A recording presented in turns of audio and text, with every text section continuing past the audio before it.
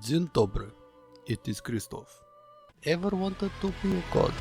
Well, that is what Divinity Original Sin is all about, even though it's not how it starts off. You wake up on a ship with a collar and told you are a sorcerer. Don't worry. Why, for my peace of mind, of course. Why don't you try casting one of those source spells of yours? See what happens. But the sorcerer was you. This confused Krystof at first, but it will make sense later. Krystof also meets Losa, who tries to make me pay for child support by fooling the children and claiming that Krystof is her husband. This is not true. Krystof knows madness when he sees it and progresses the story. This old lady starts a mutiny and makes everyone explode. And the ship gets attacked by bugs and tentacles. After saving the people on the ship, the tutorial is complete and Krystof wakes up on the beach. Krystof then meets the Red Prince that thinks a lot about himself, but Krystof decides that having a friend around would make surviving easier.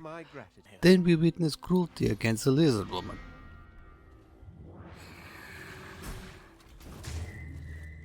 So Krystof gets to eat her leg.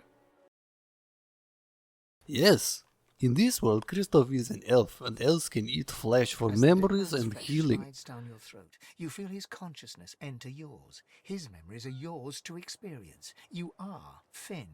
Krystof enjoyed this feature as it makes an interesting gift when another elf gives Krystof a head as a gift. I save it for a special occasion, but I can think of no finer occasion than this.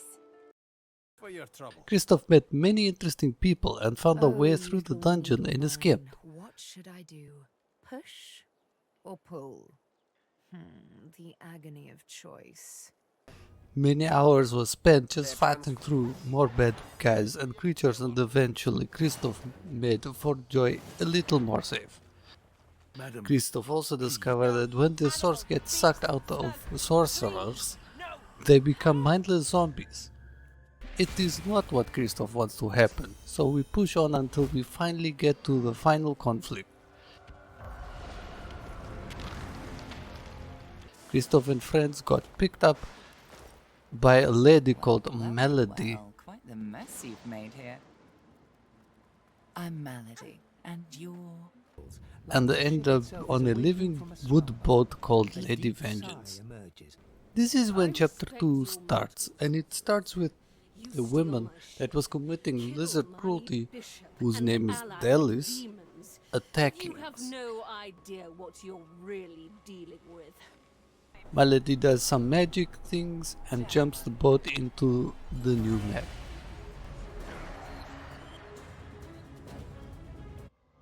With the help of the half-demon Malady, the God-woken escaped through the veil that separates life from death. When Melody first appeared, she tells Krystof and everyone that they are God-woken and said to become new gods. Krystof finds this to be nonsense, but plays along to see what the journey brings.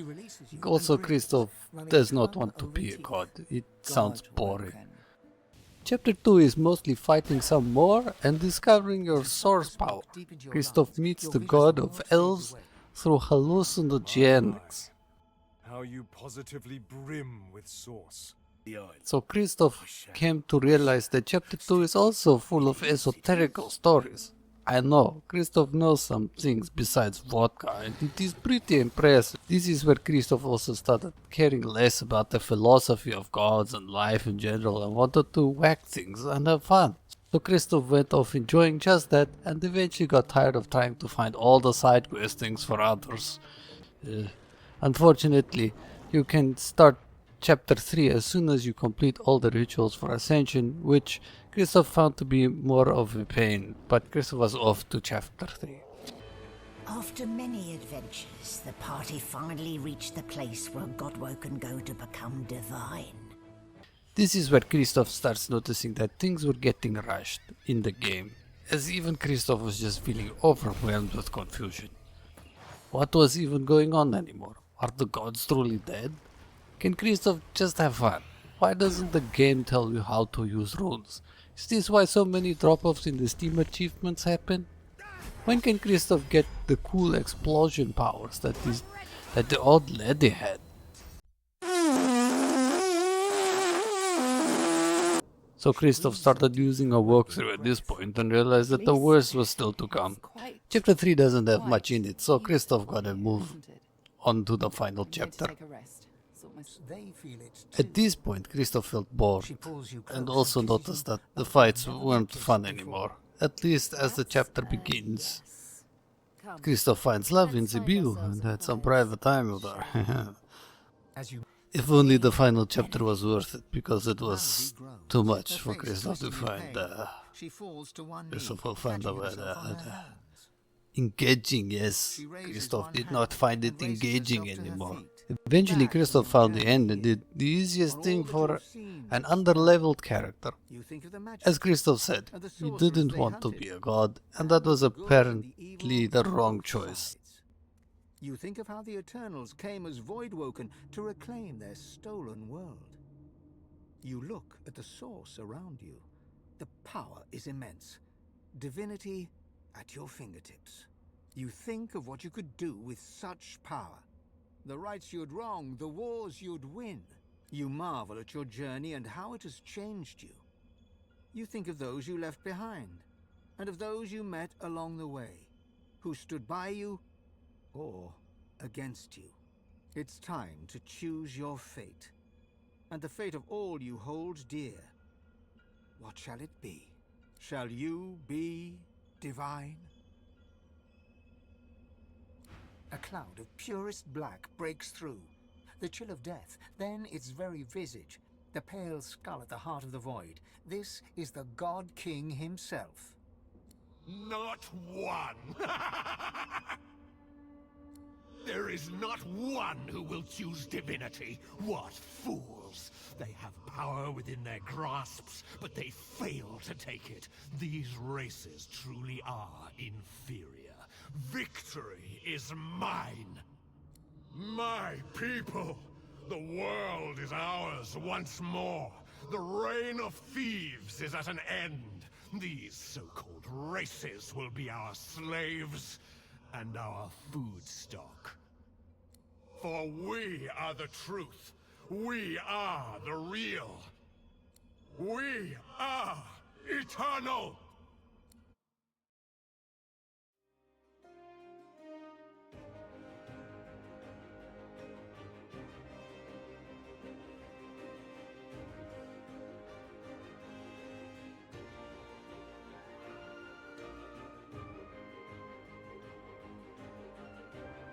And so it ended.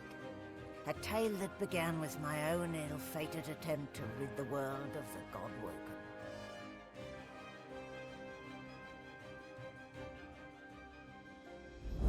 The Eternals reclaimed the world. Dwarves, elves, lizards, and humans all became slaves, ruled over by the Sworn and the Eternals. The God King had defeated the Seven and returned from the Void. Relics of the old world remained, but in time they crumbled and fell, like the memories of the peoples who had built them, lost to time like sand in the wind. As for me, the God King never forgot my failure. I know not why he keeps me alive. Each day may be the day that I will finally be punished, that I may finally pay for my sins. Oops. Sibyl twirls her needle, her face set in a defiant scowl. Well, you were right in that regard, at least. She turns away, still toying with the needle. She has no more words to offer you. Oops. Krystof did like this game initially, but it becomes very time consuming with little to nothing in between, especially at the end. The puzzles aren't thought out very well and left Krystof running around for too much time, not knowing where or what the game wanted of Krystof at this time. The combat was fun for Krystof, However, at times Krystof found his equipment not good enough or was missing the levels to handle it all. In other words, it needs better balance for combat. Krystof did like the character creation with all the crazy and unique abilities. If Krystof had any friends that played Divinity Original Sin 2, the Game Master feature seems interesting. At least it seems to Krystof that Larian was aware of all these issues, and it shows in Baldur's Gate 3, which Krystof will get to playing as soon as the final patch release. Yes. Anyway, Krystof is left with conflicting feelings towards the Divinity to its Original Sin, as it starts off really good, but halfway through the game just left Krystof wanting more of the magic that was at the beginning. So Krystof meets his game halfway and say that it was a hot date but no relationship was made. Again, Larian also started with the creation of Baldur's Gate 3 at this point, so it shows, and I'm glad they focused more on that and not in this, so it's a good thing as well. It's not so bad. Shush.